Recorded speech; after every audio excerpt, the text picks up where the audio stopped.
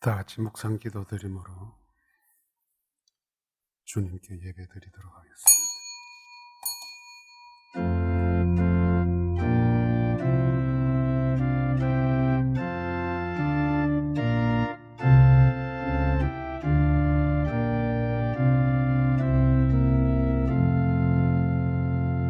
신앙 고백합니다. 나는 전능하신 아버지 하나님 천지의 창조주를 믿습니다. 나는 그의 유일하신 아들 우리 주 예수 그리스도를 믿습니다. 그는 성령으로 잉태되어 동정녀 마리아에게서 나시고 본디오 빌라도에게 고난을 받아 십자가에 못 박혀 죽으시고 장사된 지 사흘 만에 죽은 자 가운데서 다시 살아나셨으며 하늘에 오르시어 전능하신 아버지 하나님 우편에 앉아 계시다가 거기로부터 살아있는 자와 죽은 자를 심판하러 오십니다. 나는 성령을 믿으며 거룩한 공교회와 성도의 교제와 죄를 용서받는 것과 몸의 부활과 영생을 믿습니다. 아멘.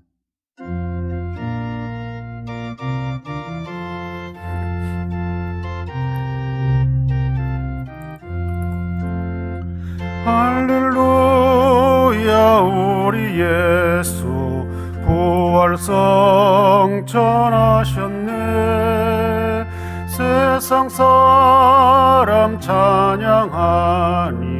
천사와 다 바도다. 구주 예수 부활하사 사망 권세 이겼네. 구주 예수 부활하사 사망 권세 이겼네. 할렐루야 우리 예수 왕의 왕이 되시고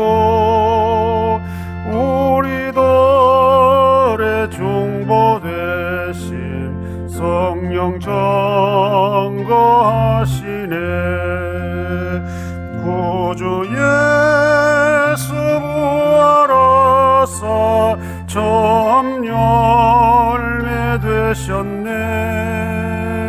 구주 예수 부활하사 참 열매 되셨네. 할렐루야 우리 예수 흠과 티가 없도다. 무덤 속에 있는 죄인 주가 일으키시네.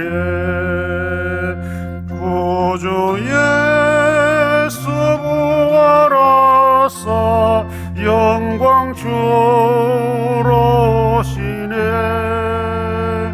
구주 예수 부활하사 영광 주로 오시네. 부활의 주님 찬양합니다.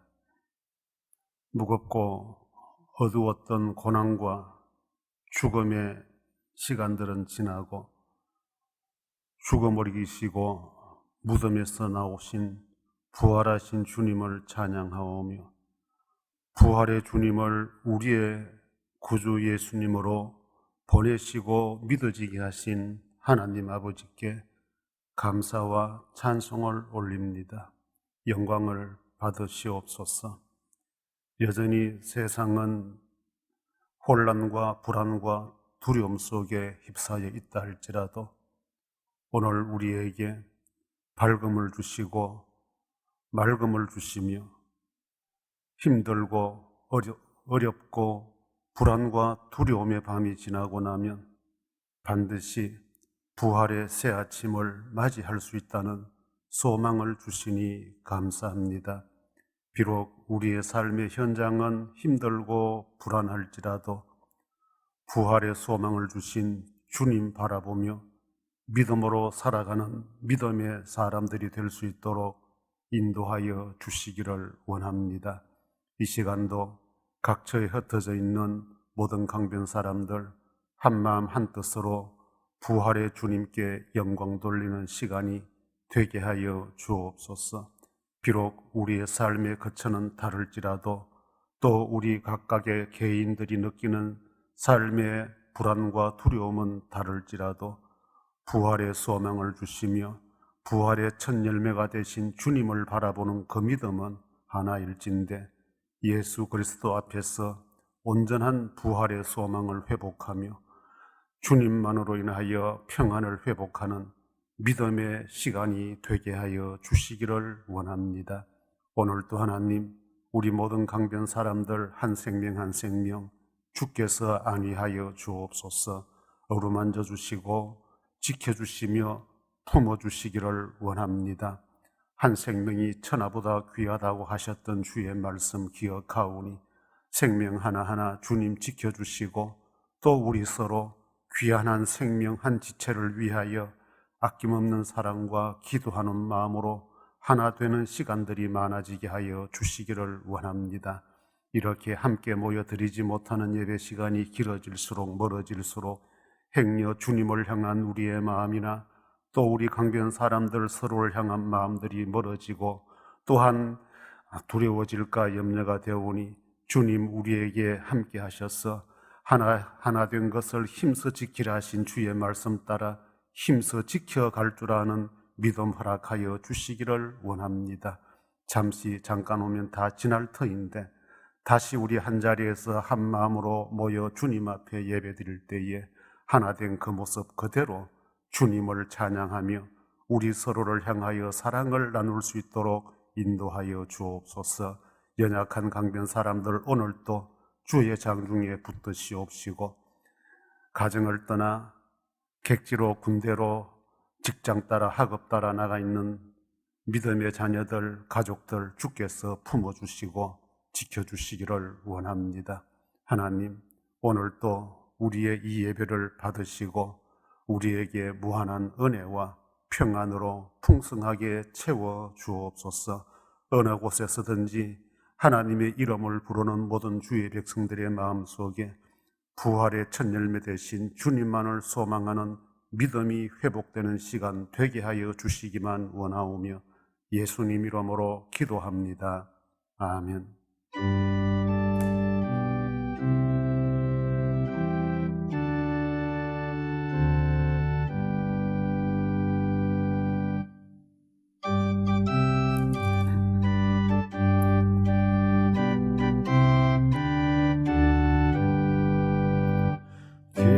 찬송하세 주님 부활했네 그 무덤의 권세 다 깨뜨렸네 찬송하고 전파하세 대속하신 주님 할렐루야 찬송하세 다시 사셨도다 기뻐 찬송하세 밝은 빛이 왔네 그 어둠의 권세 다 이기셨네 찬송하고 전파하세 대속하신 주님 할렐루야 찬송하세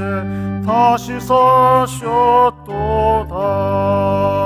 기뻐 찬송하세 주님 피를 흘려 그 속량할 값을 다 치르셨네 찬송하고 전파하세 대속하신 주님 할렐루야 찬송하세 다시 사셨도다 기뻐 찬송하세 죄를 사했으니 그 속죄하는 애 다 찬송하세 찬송하고 전파하세 대속하신 주님 할렐루야 찬송하세 다시 사셨도다.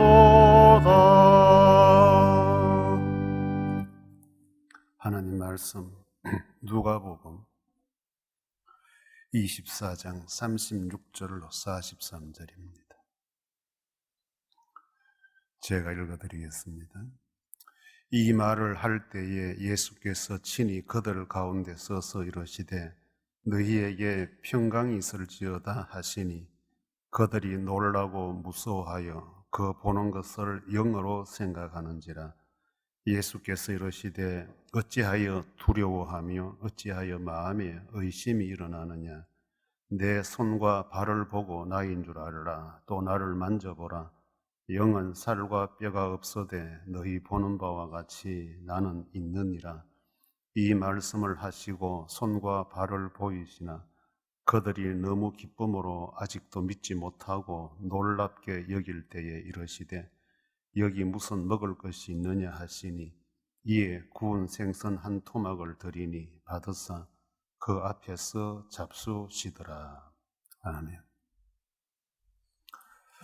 예수님 부활하신 복되고 은혜로운 주일입니다.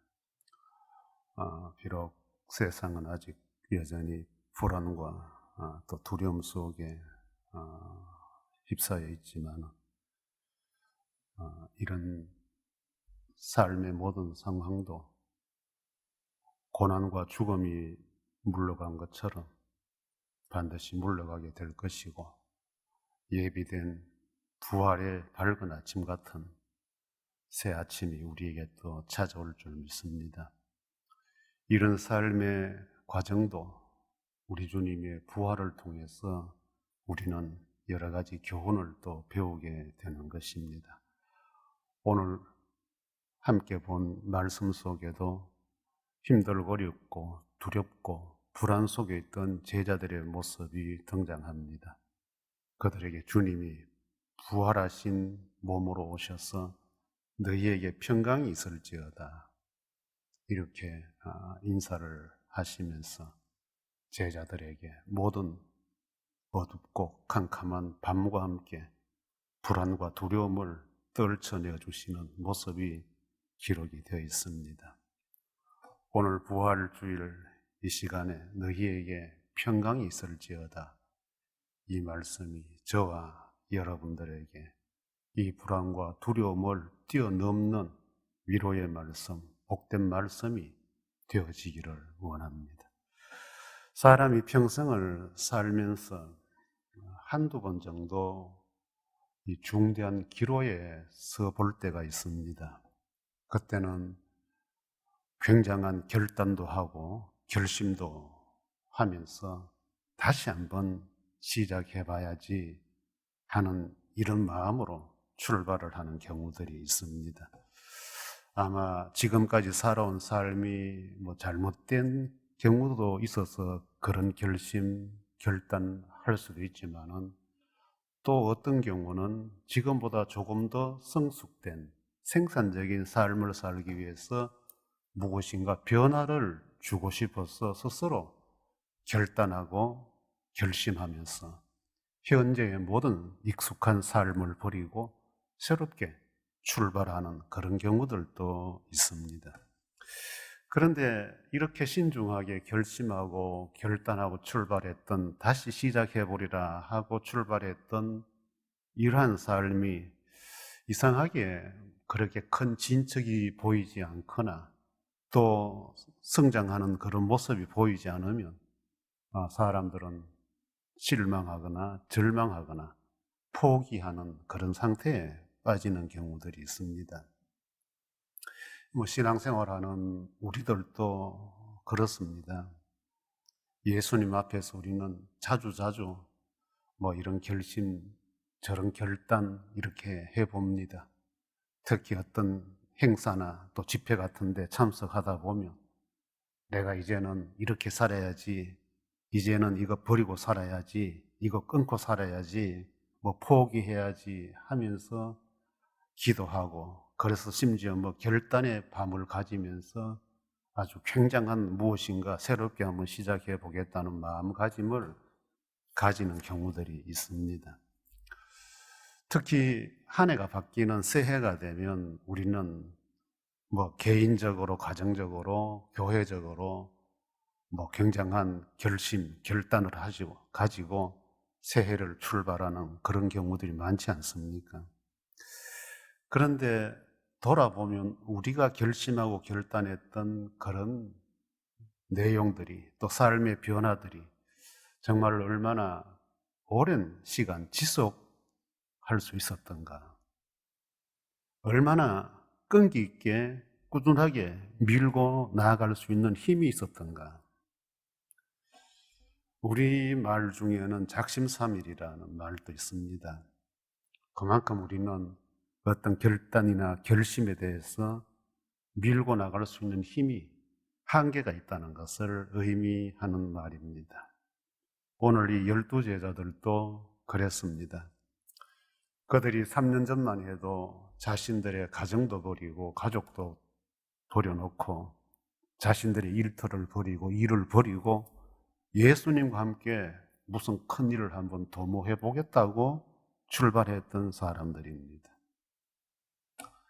그런데 지금 오늘 이 본문의 모습을 보면 그렇게 당차고 의기양양하게 새로운 인생을 추구해 보겠다고 했던 그들의 모습은 전혀 보이지 않습니다. 이제는 아주 초라한 모습들로 웅크리고 모여 앉아서 두려워하고 불안 속에 떨고 있는 모습을 보게 됩니다. 그 이유는 그들이 3년 전에 예수님을 만나서 이분이라면 무엇인가 내 생애에 큰 일을 한번 해볼 수 있겠구나 라고 생각하고 따랐는데 이분이 비참하게 십자가에서 죽임을 당하고 말았습니다. 굉장히 허망하게 여겨졌습니다. 이게 뭐냐? 내 전부를 다 걸고 3년을 이분과 함께 했는데 이분이 이렇게 허망하게 십자가에 죽어버릴 수 있느냐? 이제 우리는 뭐냐? 아마도 이런 심정으로 그들은 한 곳에 모여서 내일에 대한 이야기, 앞으로 우리 어떻게 할 거냐에 대한 그런 근심 어린 이야기들을 나누면서 모여 있었던 것 같습니다. 우리가 신앙생활 하면서 조심해야 될 부분이 이런 부분입니다. 저도 여러분들도 예수님을 따르는, 예수님을 믿는 목적이 뭐냐에 따라서 우리의 신앙생활도 포기할 수 있고 낙심할 수 있다는 겁니다. 무엇인가 드리면서 무엇인가 하면서 이것이 이루어져야 될 것인데 나는 이것을 원해, 나는 이것이 필요해 라고 기도도 하고 서원도 해보고 물질도 드려보고 하는데 그것이 잘 이루어지지 않을 때, 특히 작정기도, 작심기도 이런 기도까지 하는데 전혀 변화가 일어나지 않을 때 우리도 이 제자들처럼 내가 여기까지 오면서 어떻게 했는데 이제 뭘 하지? 왜 안 되는 거지? 라고 반문 섞인 그런 염려, 의심할 수 있다는 것입니다. 이 본문 앞에는 제자들이 예수님이 십자가에 죽은 후에 부활했다는 소식을 전해 듣습니다. 여인들이 전해주고 베드로가 전해 듣고 또 바로 이 본문 앞에 보면 엠마오로 가던 두 사람이 부활의 예수님을 만났다고 그 사실을 전해줍니다. 이제 그 부활이 이 모여있는 제자들의 대화의 주제가 된 것입니다. 정말로 주님이 부활하신 건가? 살아나신 건가? 반신반의입니다. 그런데 이 본문의 흐름을 보면 반신반의가 아니고 아직 그렇게 확신이 없는 상태입니다. 이런 상황에 우리 주님이 나타나신 것입니다. 실제로 목격한 사람들이 전해주고 또 본 사람들이 봤다라고 이야기함에도 불구하고 이 사람들은 아직도 하고 있을 때에 우리 주님이 나타나신 것입니다. 나타나셔서 이렇게 말씀으로 제자들을 만나주시는 장면에 나오는데, 부활하신 우리 예수님은 제자들에게, 오늘 우리에게 어떤 분으로 찾아오셨는가? 첫째는 제자들의 상황을 알아주고 계십니다. 36절에 보니까 너희에게 평안이 있기를 원한다. 있을지어다. 방금도 말씀드렸지만은 예루살렘 분위기, 또 제자들의 분위기, 이 분위기는 굉장히 무섭고 두려운 분위기입니다. 예수님이 십자가에 죽었다는 이 사건은 그 당시에 굉장한 이슈였습니다. 그렇기 때문에 제자들은 숨어들기도 했고 문을 걸어 잠기기도 했고, 예수를 따르던 사람들은 제각각 다 숨어버리거나 흩어져 버린 이런 상황입니다. 그런데 주님이 오셔서 가장 먼저 해주시는 말씀이 너희에게 평안이 있을지어다. 제자들은 예수님을 3년을 따라다녔는데 왜 이렇게 심각한 모습들로 변해버렸을까요? 뭐 때문에? 다양한 이유가 있겠지만은 성경 전체의 맥락을 보면 이 제자들은 3년 동안 예수님을 따라다니면서 예수님의 말씀을 깊이 있게 듣지를 못했던 것 같습니다. 주님은 불쑥불쑥 제자들에게 고난과 십자가의 죽음과 부활에 대한 말씀을 가르쳐 주셨습니다. 전혀 어느 날 갑자기 들이닥친 사건이 아니고 3년 동안 주님은 제자들에게 수시로 십자가의 죽임을 당하고 3일 만에 부활할 것이라고 분명히 제자들에게 말씀을 해 주신 것입니다. 그런데 제자들은 평소에 주님의 이런 말씀에 깊은 귀를 기울이지 않았습니다. 왜냐하면 예수님의 십자가 죽음이라는 것은 자신들이 3년 전에 모든 것을 다 버리고 떠날 때에 그 목적과는 다르기 때문에 그런 말씀은 별로 귀담아 듣고 싶지 않았던 것입니다. 오늘 우리에게도 이런 신앙의 습관들이 있지 않겠어요? 신앙인들은 평소에 자기가 듣고 싶은 소리만 듣는 습관을 가지고 있는 것 같아요. 축복을 좋아하는 사람은 맨날 축복 이야기만 듣고 싶고 축복받는 방법만 듣고 싶어요. 몸이 안 좋은 사람들은 건강해지는 방법만 듣고 싶어요. 부자 되고 성공하고 싶은 사람들은 그런 부분에 초점을 맞춰서 그런 말씀에만 이렇게 귀를 기울이고 있습니다. 그러다 자신들이 듣고 싶어하는 말씀대로 들었는데도 삶의 변화가 오지 않으면 포기하거나 낙심하거나 심지어 믿어도 별 수 없다, 이런 표현까지 하는 경우가 생깁니다. 여러분들, 우리는 기억해야 됩니다. 하나님의 말씀의 핵심은 예수 그리스도입니다. 말씀을 들을 때에 예수 그리스도를 놓쳐버리면 우리에게는 의미가 없어요. 3년이 아니라 30년을 말씀을 들어도 예수님을 듣지 못하고 만나지 못하면 의미 없는 신앙인이 되는 것입니다. 3년 동안 주님이 그 깊이 있는 당신의 죽음과 부활에 대한 메시지를 주셨음에도 불구하고 그들은 예수를 따라다니면서 세상 허망한 정권욕에 눈이 멀어져 있고 명예욕에 눈이 멀어져 있었던 것 잘 압니다. 그러니 예수님 말씀이 들어올 리가 없는 거지요. 이제 끝났다, 자기들 스스로가 그렇게 결론을 내린 것입니다. 우리는 평소에 어떤 상황에서도 하나님 말씀을 들을 때 그 말씀 속에서 역사하시는 예수님을 꼭 만나야 됩니다. 목사의 말을 들으려고 하지 말고, 세상 사람들이 어떻게 하니까 잘 되더라는 그런 말에 귀 열려고 하지 말고, 예수님이 어떻게 소개되고 예수님이 뭐라고 하시는가, 그렇다면 예수님 말씀 따라 살아야지 하는, 여기에 우리의 초점을 맞추고 귀를 열고 마음을 맞춰가야 됩니다. 말씀을 들으면서 예수님을 만나고 예수님을 들을 줄 알아야 바로 오늘 이 본문에 나타나는 평안이 찾아오게 되는 법입니다. 제자들은 예수님을 잃어버린 거예요. 말씀이 없었기 때문에 예수님을 잃어버린 곳에는 불안과 두려움밖에 없습니다. 평안은 없습니다. 우리에게도 마찬가지입니다. 평안을 원하고 참 세상을 살면서 좀 더 밝게 살고 싶은데도 불구하고 그렇게 사라지지 못하는 것은 말씀 속에 찾아오시는 예수님을 만나지 못하기 때문에, 예수님을 만나지 못하면 우리도 별 수 없이 하루하루 생활이 불안할 수밖에 없고 염려할 수밖에 없습니다. 의심이 되고 두려울 수밖에 없어요. 믿을 수 없는 상황에서는 그렇게 되는 겁니다. 그래서 우리 예수님은 너희에게 평안이 있을지어다. 이제 내가 왔지 않았느냐? 내가 부활하지 않았느냐?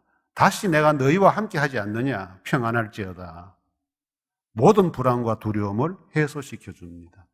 주님 우리 형편 잘 아십니다. 우리가 처한 사정들 잘 아십니다. 문제는 주님이 어디에 계시느냐? 주님을 초청하시고 주님을 만나십시오. 어떤 말씀을 듣든지 주님을 대면하십시오. 여러분들도 분명코 주님이 주시는 평안, 평강 회복하게 될 것입니다. 두 번째는 37절 말씀에 보니까 불안의 원인을 해소시켜 주십니다. 어찌하여 두려워하느냐? 마음의 의심이 일어나느냐? 39절에 보니까 내 손과 발을 보고 나인 줄 알라. 또 나를 만져보라. 영은 살과 뼈가 없어되 너희 보는 바와 같이 나는 있느니라. 주님은 제자들이 불안해하는 요소를 너무나도 잘 알고 계셨습니다. 예수님이 없었기 때문에 이제는 십자가에 죽어버리고 없다. 이런 것 때문에 제자들이 불안해하고 있다는 걸 알고 계셨습니다. 그래서 주님은 봐라, 나를 확인해라. 이렇게 직접 부활의 몸을 제자들에게 몸소 내보이시면서 확인토록 해주십니다. 그런데 41절에 보면 그들이 너무 기쁨으로 아직도 믿지 못하고 놀랍게 여길 때에, 우리말로 하면 이게 꿈인지 생신지 어떻게 이런 일이 있을 수 있느냐? 이제는 예수는 없다 하고 불안, 두려움 속에 있었는데 예수님이 등장하셔서 만져봐라 하시니, 봐라 하시니 이게 꿈인지 생신지. 신앙생활에 이런 굴곡이 있어요. 반신반의하는 이유가 뭐였겠어요? 앞부분에서도 언급을 좀 했습니다만은 평소에 말씀을 대하는 자세에 따라 달라집니다. 3년 동안 예수님 말씀 듣고 함께 동고동락 했지만은 제자들은 그때는 다 좋았습니다. 그때는 다 믿어졌어요. 별 문제 없었어요.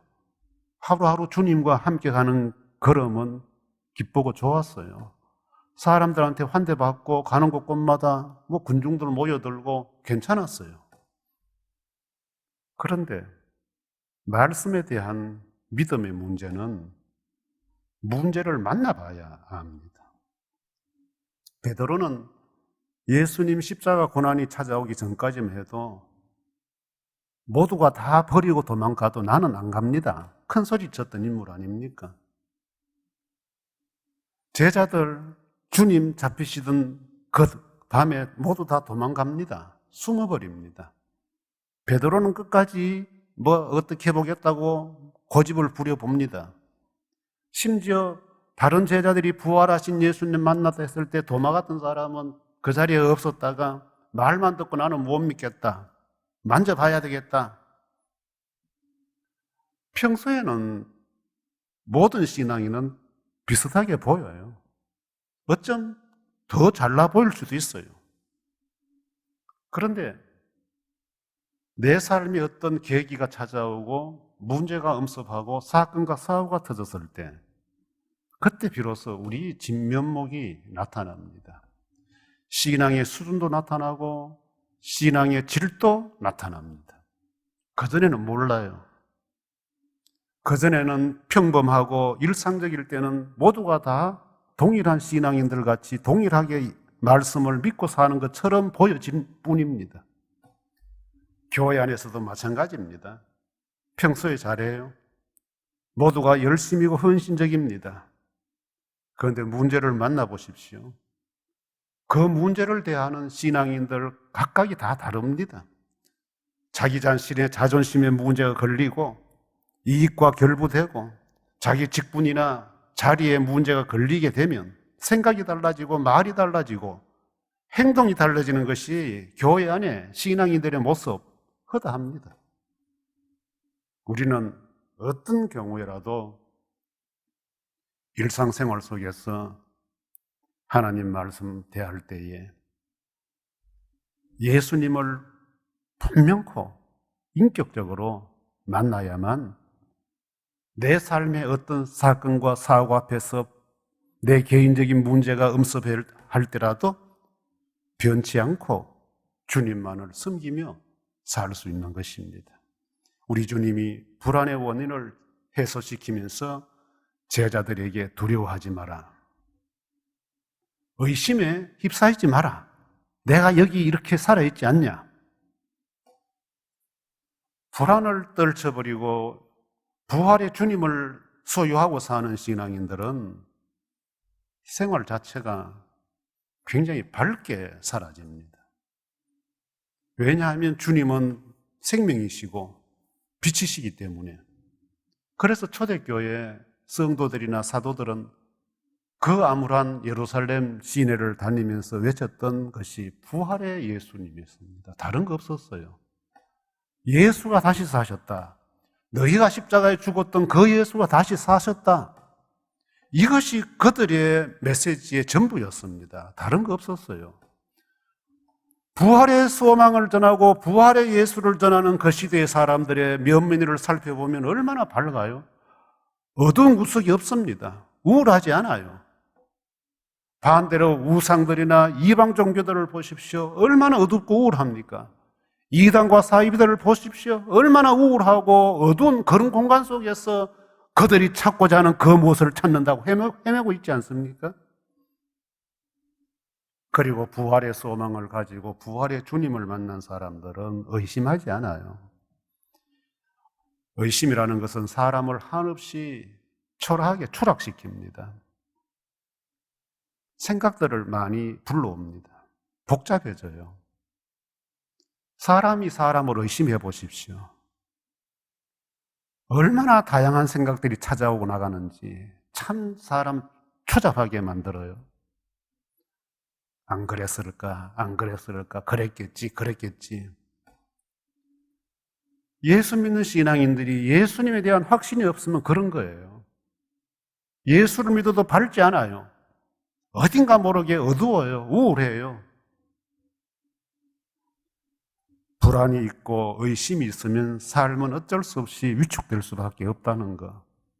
지금 이 본문의 제자들이 그것을 잘 보여주고 있지 않습니까? 힘이 없어요.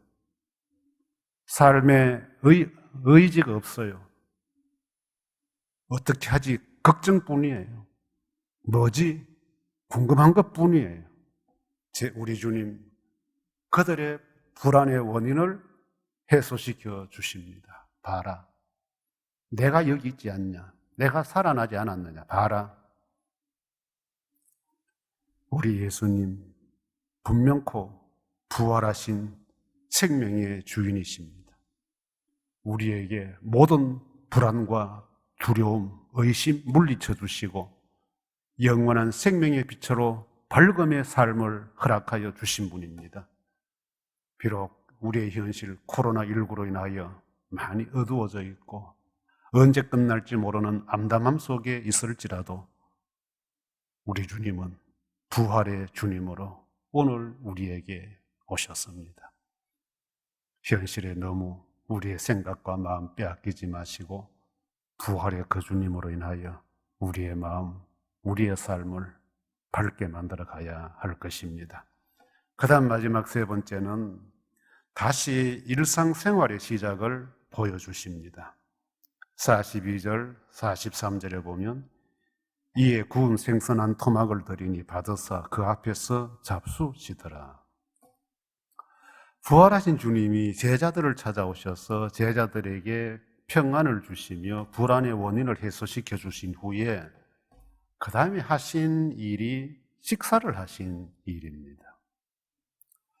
참 이 엄숙한 상황에서 우리 주님이 겨우 찾는 것이 먹을 것 없느냐, 이것을 찾으셨다는 것이 이 본문의 전체적인 분위기나 무게에 비교해 보면 좀 가볍게 여겨지는 내용 같지 않습니까?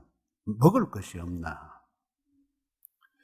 식사는 여러분들 생활을 위해서 기본적이고 삶을 연명하는 유일한 수단입니다. 빈부귀천을 떠나서 식사하지 않고 존재할 수 있는 사람은 없습니다. 우리 모든 일상의 시작은 식사로부터 시작하고 식사로 마무리됩니다. 제자들은 일상을 잃어버렸어요. 그래서 그들은 불안하고 두려워서 자신들이 무엇을 해야 될지 몰라요. 의기상실입니다. 사람들도 마찬가지 아니에요? 갑자기 뜻밖의 큰 일을 만나고 나면 입맛을 잃어버려요. 식사할 생각을 못해요. 중병에 걸리면 식사할 수가 없어요. 그래서 주변 사람들이 먹을 것을 갖다 주면서 먹고 힘내자, 먹고 힘내라, 기운 내라, 먹어야 산다, 뭐 이런 식으로 우리 식사에 대한 애절함을 표시하지 않습니까? 우리 예수님은 바로 제자들에게 그런 모습으로 찾아주신 것입니다. 밥을 먹고 우리 다시 이전처럼 일상으로 돌아가서 한번 살아보자. 이것이 먹을 것이 없느냐? 생선 한 토막을 드리니 잡수시더라 의미인 것입니다. 여러분들, 부활의 주님은 식사를 하시면서 제자들을 만나 주십니다. 식사 자리는 우리의 일상생활입니다. 우리 부활하신 주님은 특별한 장소에서 제자들을 만나신 것이 아닙니다. 내가 부활했으니 너희 몇 월 며칠 어디 와서 모여서 내가 거기 가겠다, 누구 오너라, 뭐 이런 식으로 해서 우리 주님이 특별한 장소, 특별한 어떤 이슈를 가지고 제자들을 불러 모은 것이 아닙니다. 오히려 가장 일반적인 식사의 자리로 주님이 직접 찾아가신 것입니다. 공생의 3년 동안에 보여주셨던 그 모습과 비교할 때 전혀 낯선 것이 없어요. 남다른 것이 없습니다. 그 모습 그대로 제자들과 어울리시고 제자들과 함께 식사하는 모습을 보이신 것 뿐입니다. 부활의 주님은 이런 곳에서 만나야 합니다. 일상에서 만나야 됩니다. 내 자동차 안에서 만나야 됩니다. 내 주방에서 만나야 됩니다. 내 일터, 내 직장, 내 사무실에서 부활의 주님을 만나야 됩니다. 특별한 장소가 아닙니다. 오늘 어떤 신앙인들은 뭔가 남다른 자리, 남다른 장소에서 남다른 모습으로 주님을 만나기 원해요. 주님을 비밀스럽게 만나고 싶어 합니다. 나만의 비밀을 만들어서 나하고 주님과의 어떤 썸씽을 엮어서 그래서 나는 너보다 좋은 신앙인이야, 너보다 믿음이 더 좋아, 이런 식으로 자신의 믿음을 포장하고 싶어 합니다. 이런 신앙관이 이단과 사이비를 만들어내고 그들의 추종자를 비참하게 만들어버립니다. 이런 신앙을 가진 사람들이 교회를 무질서하고 혼란스럽게 만듭니다. 이런 신앙관이 자기만 무엇이 된 것처럼 교만하게 만들어버립니다. 우리 예수님과 사도들은 항상 우리를 중시했습니다. 주님은 부활하신 우리 앞에 나타나셨습니다.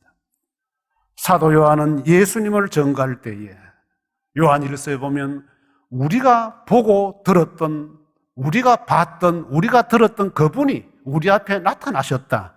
그분이 예수님이다. 우리는 그분을 전한다. 예수님을 전할 때도 혼자 본 예수를 전한 것이 아니라 모든 사도들이 만났던, 들었던 그 예수님을 공개적으로 증명된 그 예수를 전하고 있었습니다. 오늘 우리 시대, 이 교회 안에, 이 기독교 안에 내가 봤으니, 내가 들었으니 믿어라. 내가 본 걸 사람들에게 믿으라고 강요하는 시대입니다. 내가 봤으니 내 믿고 따라오면 돼. 내 말만 믿고 따라오면 돼. 이것이 이단이 되고 사이비가 되는 것입니다. 이것이 교만한 목사가 되는 것이고 교인들을 병들게 만드는 목사가 되는 것입니다. 건강한 신앙인은 혼자 보고 들은 건 말하지 않아요. 병들면 혼자 이야기만 합니다. 우리 예수님은 부활하셨지만 혼자 은둔해서 제자들을 불러 모은 것이 아니라 일상의 식사 자리로 오셨어. 식사를 하시면서 다시 우리 일상으로 가자. 예전처럼 돌아가자라고 제자들을 보내고 계시는 것입니다.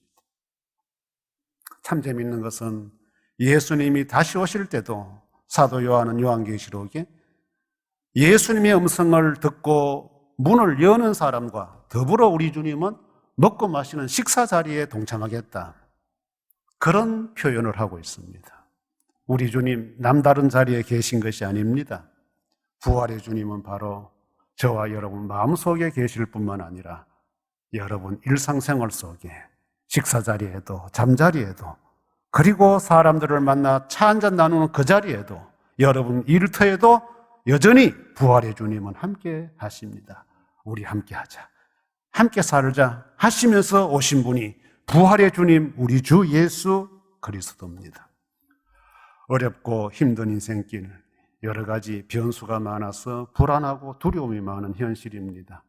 여기에 또 코로나19 전염병까지 겹쳐서 두려움과 염려, 의심이 몰려드는 이 현실 속에서 여러분들에게도 평강이 있기를 원합니다. 평강의 삶이 되기를 원합니다. 오직 부활의 주님만이 우리의 삶을 평강으로, 우리의 마음을 평안으로 채워주실 수 있는 분입니다. 너희에게 평강이 있을지어다 하신 부활의 예수님, 우리 삶을 알아주십니다. 우리의 불안의 원인을 해소시켜 주시는 분입니다. 아울러 우리의 일상을 평안으로 회복시켜 주시는 분입니다. 부활의 주님 찬양합니다. 이 부활의 주님 모시고 또 주어진 일상생활 평안하게 유지해가는 강변 사람들이 되기를 원합니다. 찬송가 335장입니다.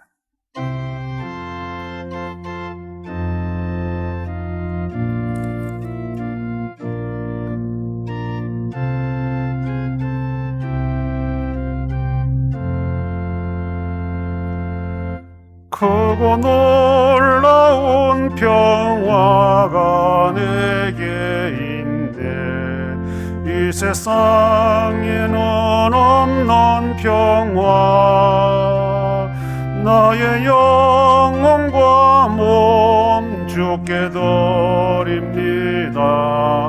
오 놀라운 나의 구주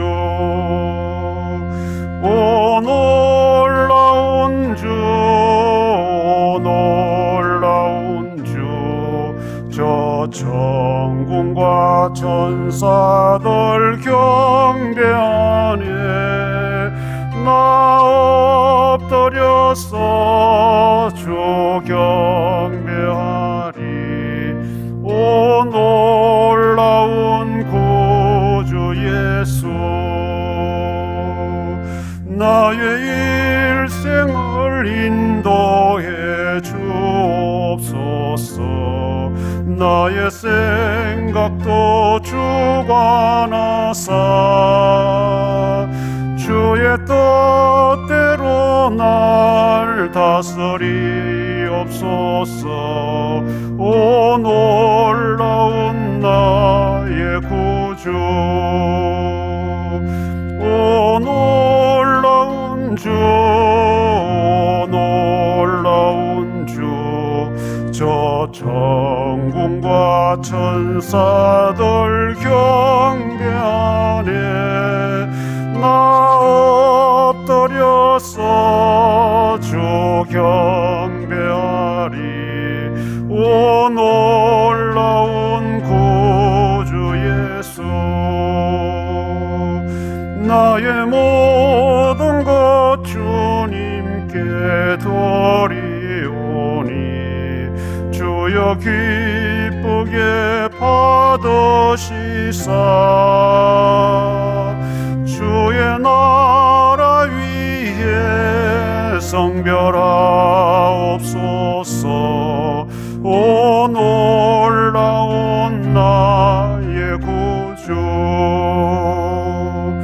오 놀라운 주, 놀라운 주. 저 천군과 천사들 경배하네. 나 엎드려서 주 경배하리. 오 놀라운 구주 예수, 주의 광채가 찬란히 비춰오네. 전능하신 왕구세 주여, 세상 끝날까지 찬양 드립니다. 오 놀라운 나의 구주, 오 놀라운 주, 놀라운 주. 저 천군과 천사들 경배하네. 나 엎드려서 주 경배하리. 오 놀라운 구주 예수. 하나님 감사합니다. 귀한 예물을 주 앞에 올립니다. 부활의 주님을 찬양하며 그 은혜에 감사하여 복되고 아름다운 감사 예물 주 앞에 준비하여 드리며, 아울러 주님 앞에 드려야 될 여러 가지 귀한 것들을 주 앞에 구분하여 올려드리오니 받으시고 준비하여 드린 이들의 정성과 믿음이 하나님께서 귀한 것들로 풍성히 채워주시기를 원합니다. 무엇보다도 평생을 살아가는 동안에 주어진 걸음들과 함께 주어진 일터에서 건강하게 평안하게 일할 수 있는 귀한 은혜를 베풀어 주시고, 삶의 어떤 공간, 삶의 어떤 터전에 위에서도 부활의 소망을 주신 그 주님 소망하며 살아갈 줄 아는 믿음의 사람들이 되도록 복을 주시기를 원합니다.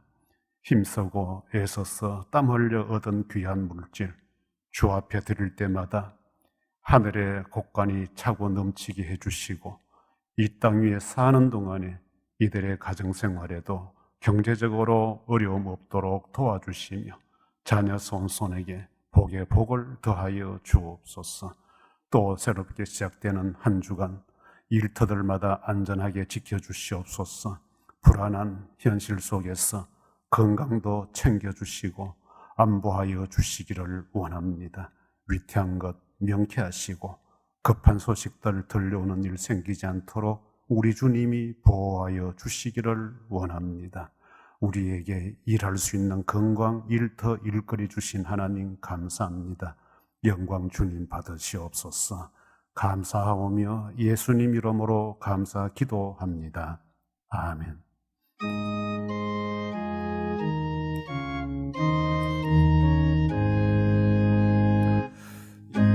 복에 거는 하나님, 온 백성 찬송 드리고 저 천사여 찬송하세. 찬송 성부 성자 성령 아멘.